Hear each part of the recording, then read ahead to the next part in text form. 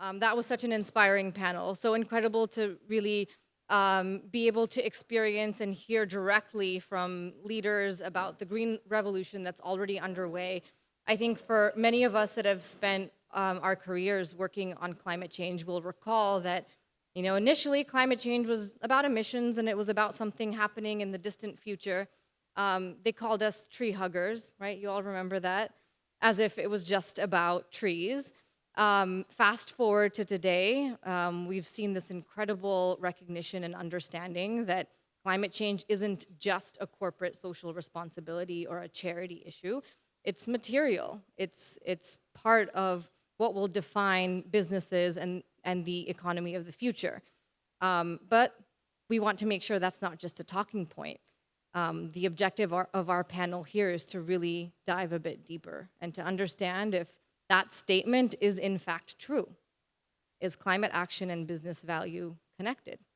Inherently, does acting on climate lead to more profits, lead to growth, and lead to a competitive advantage?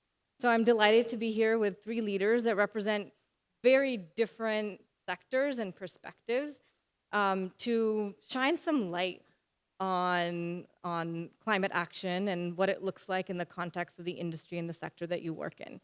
So Pam, let's start with you. You are at AstraZeneca and your purview extends far beyond sustainability purely. You're also responsible for IT and global operations and supply chain. So from your standpoint, how do you see climate action? Is it part of a core business function? Is it something that is it an exercise to kind of mainstream or streamline all of your operations? What does that look like for you in the health sector?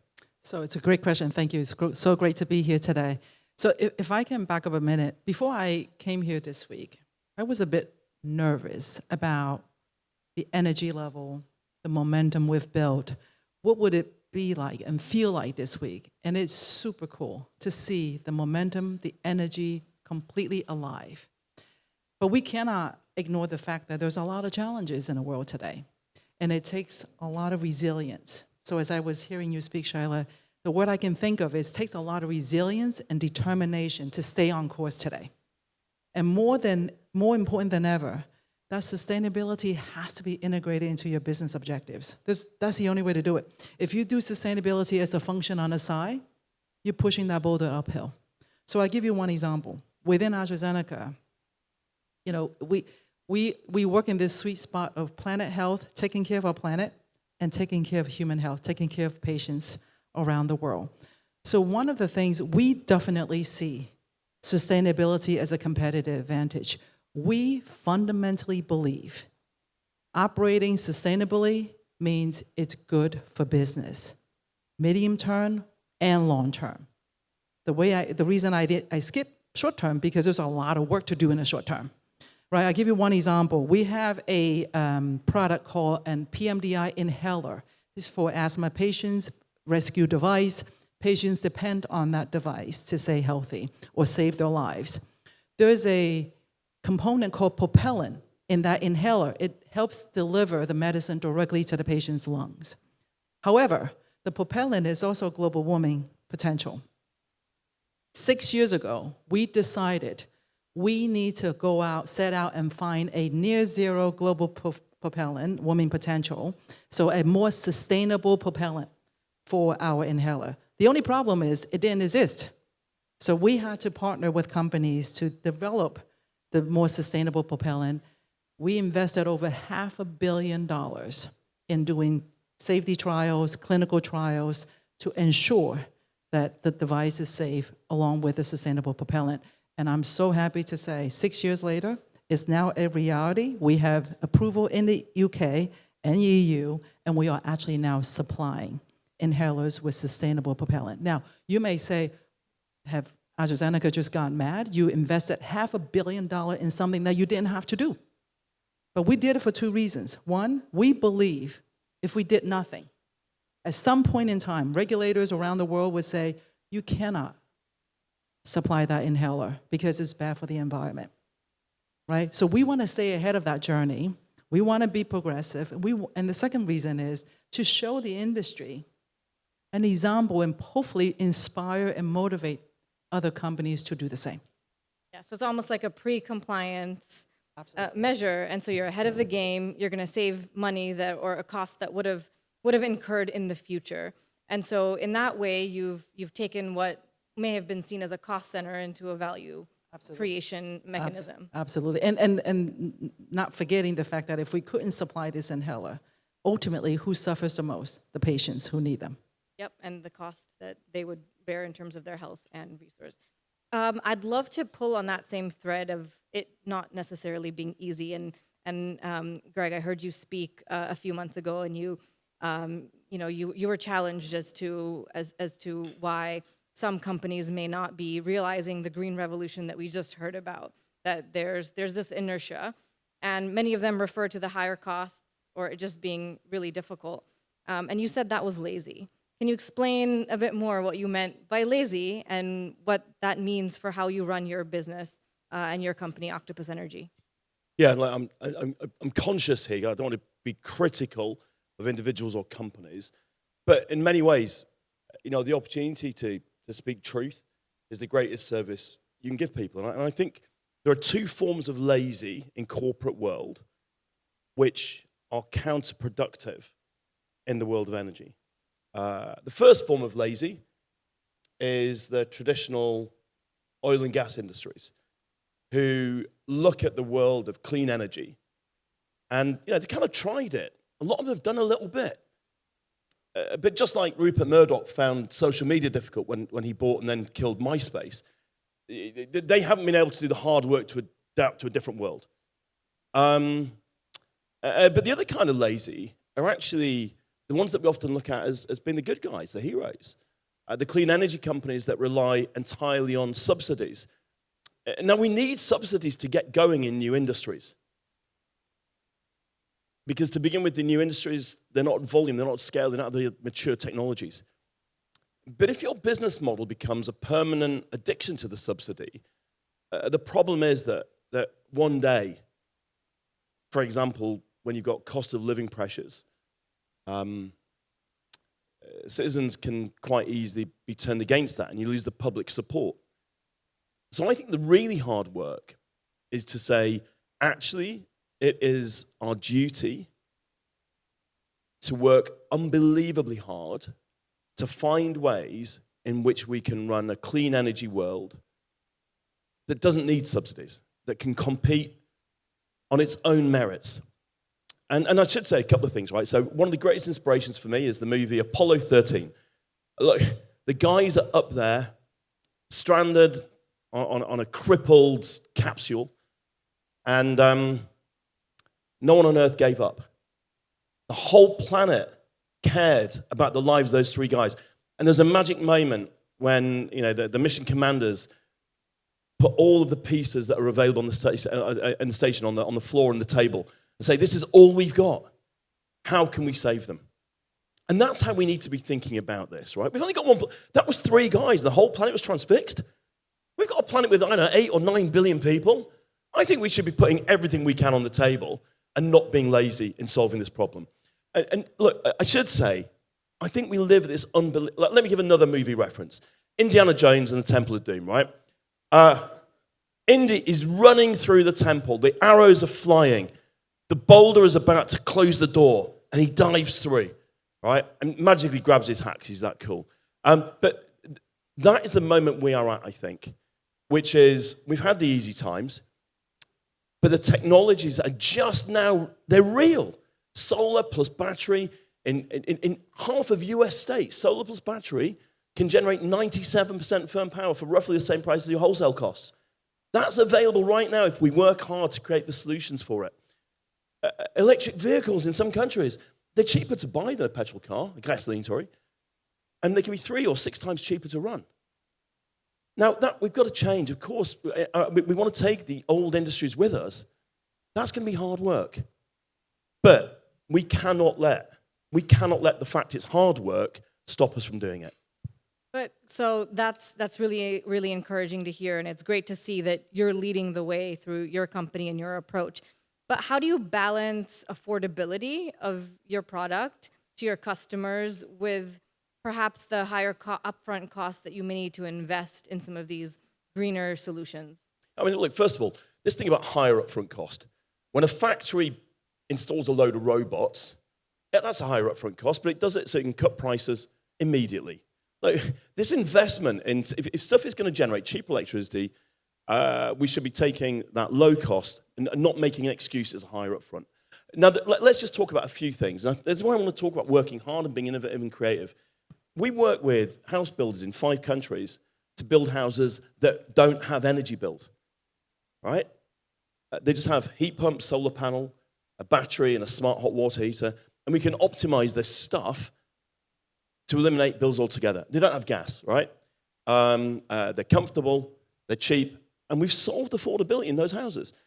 With electric cars, you can now get, electric cars now available that have got batteries that go both ways.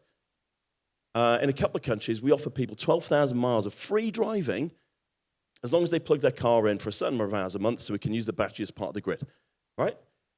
The myth that this is more expensive and affects affordability should be gone. Now, don't get me wrong. I think people earlier talked about the fact that our energy systems have been configured to handle fossil fuels. So it's hard work, right? We've got to have the ability to manage smart grids dynamically. But when the wind is blowing, the sun is shining, we've got the cheapest energy we've ever had. Batteries have fallen 10x in price in the last 10 years. They're set to fall another 10x over the next 5 years, right? These technologies are here, and by the time we're building, there's a 5-year delay for gas turbines. By the time you get delivery, you'd have been better off waiting and putting batteries in. It's just hard work, but it's better. Yeah. Thank you, Greg. And Wally, to bring you into this conversation, you have a decorated career of working in government, and we're in a really challenging time when it comes to having political support or policy support, whether it's tax credits or other forms of regulation to help accelerate the adoption of green technologies. Are you seeing a slowdown now that we've had a few days of Climate Week? You've probably met with a lot of companies and investors.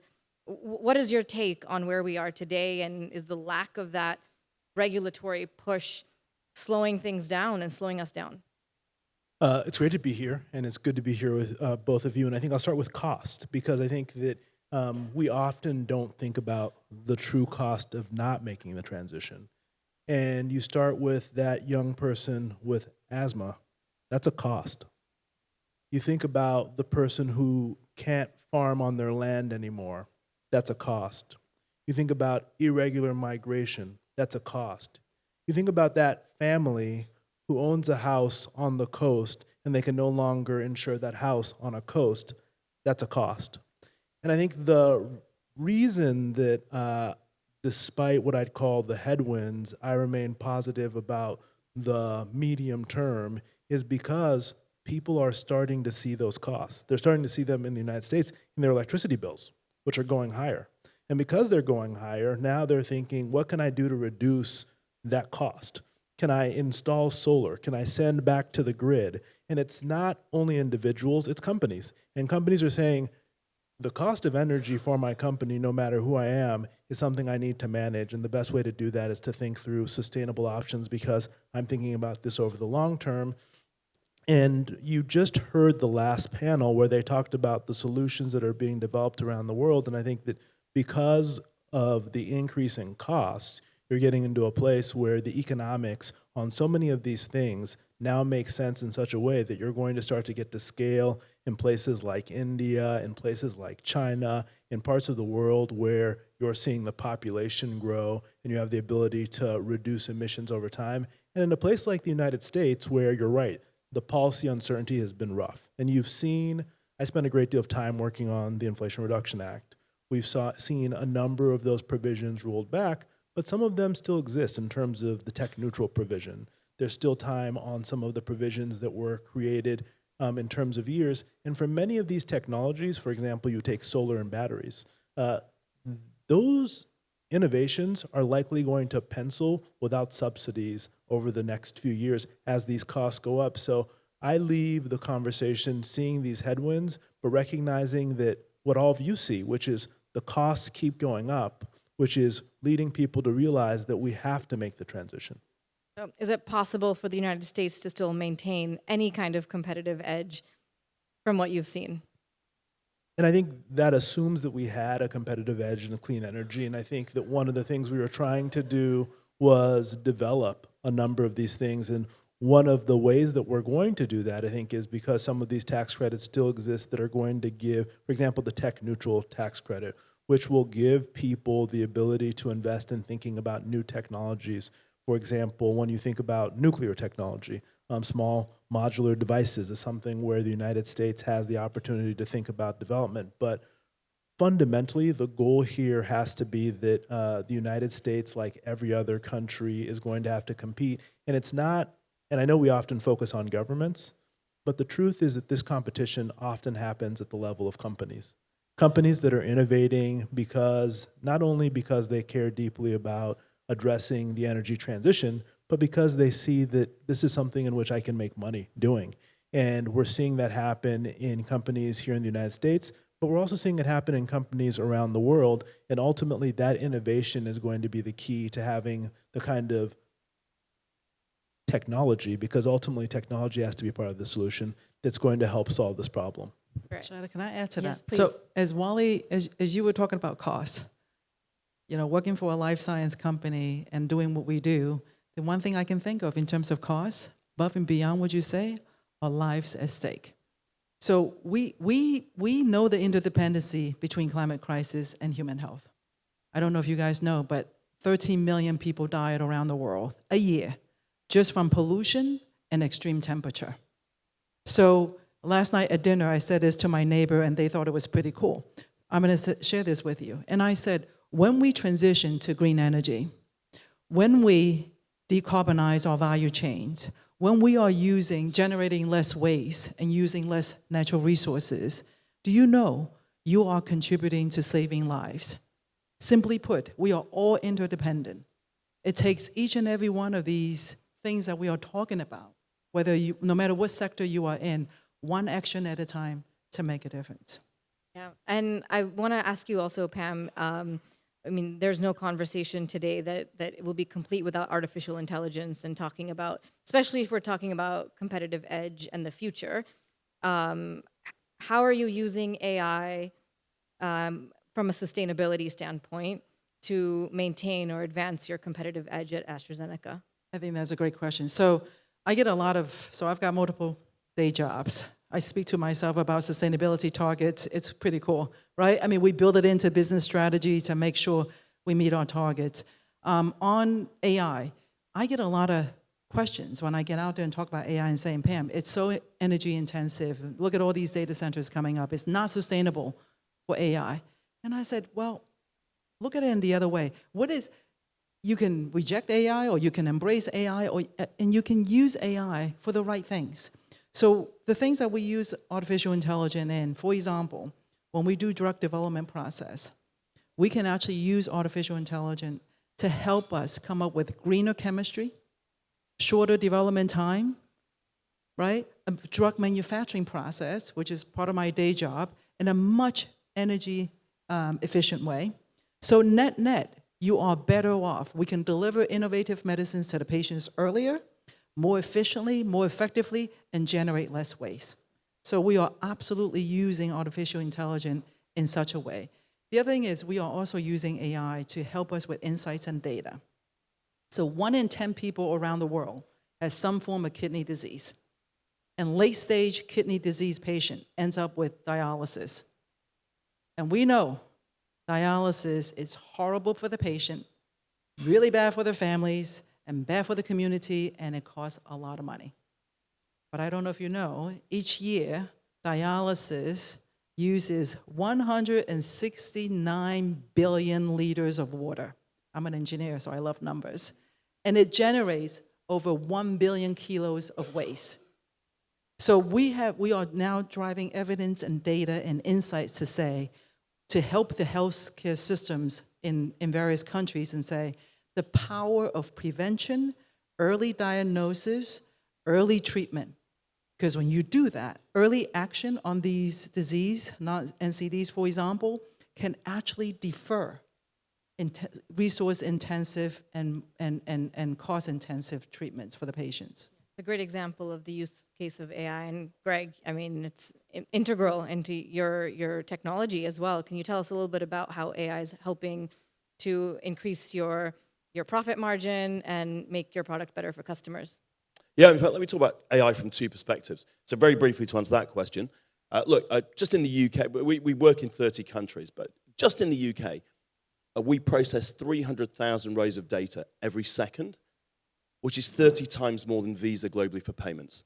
And we do that because the secret to cheap, clean energy today is to be able to forecast every solar panel, every wind turbine, to optimize every battery, to know when each electric vehicle is going to get home and get plugged in and how much power it's going to need.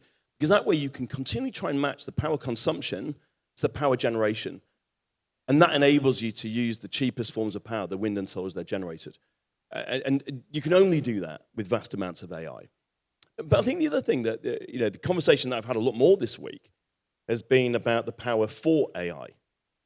And look, you were talking about American competitiveness earlier. The US is, in the technology of AI, world leading.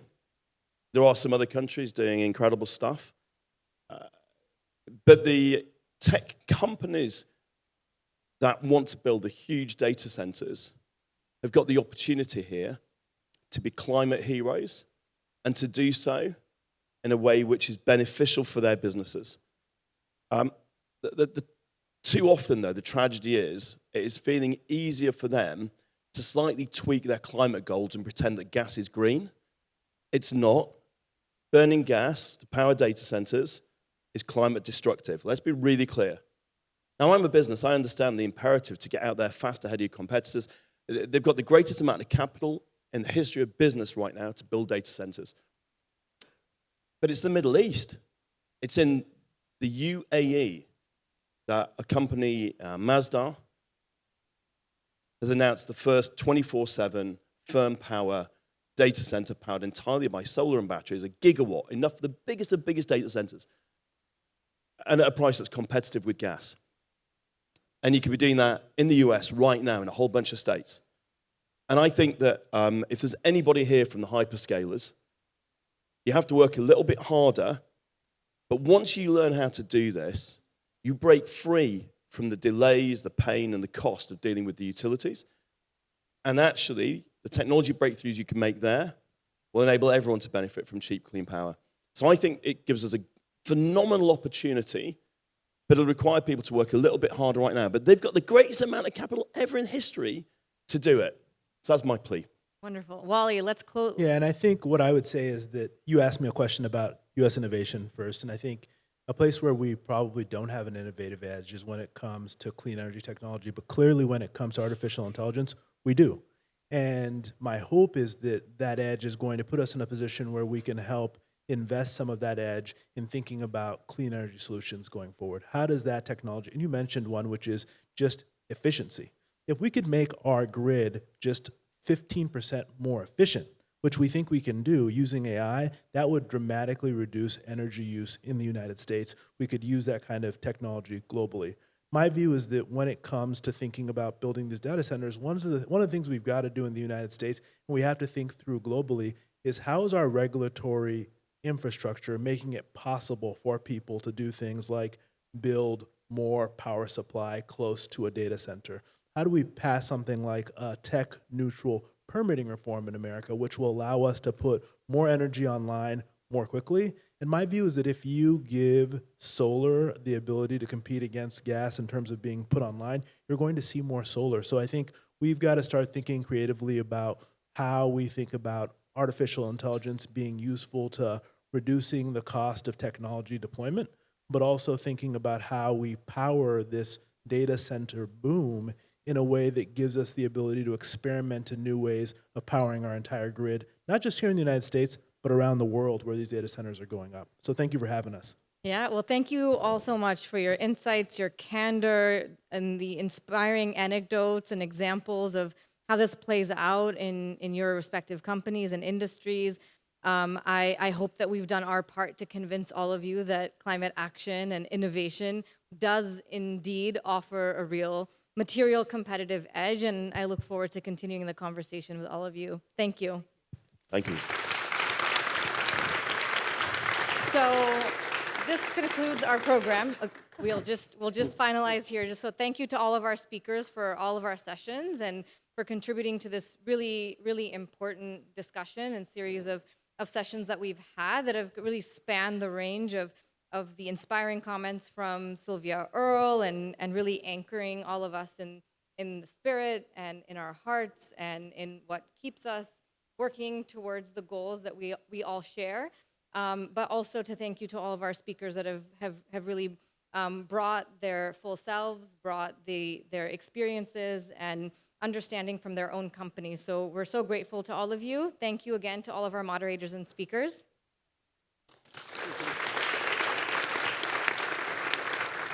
And of course, we'd be remiss to not extend our appreciation to our partners AstraZeneca and Fortescue, and of course our partner Rolex for making this evening possible. Thank you for being part of this movement, being part of this community. I know many of you have been to TIME events before, and we look forward to convening, gathering, breaking bread, and continuing the conversation over drinks outside.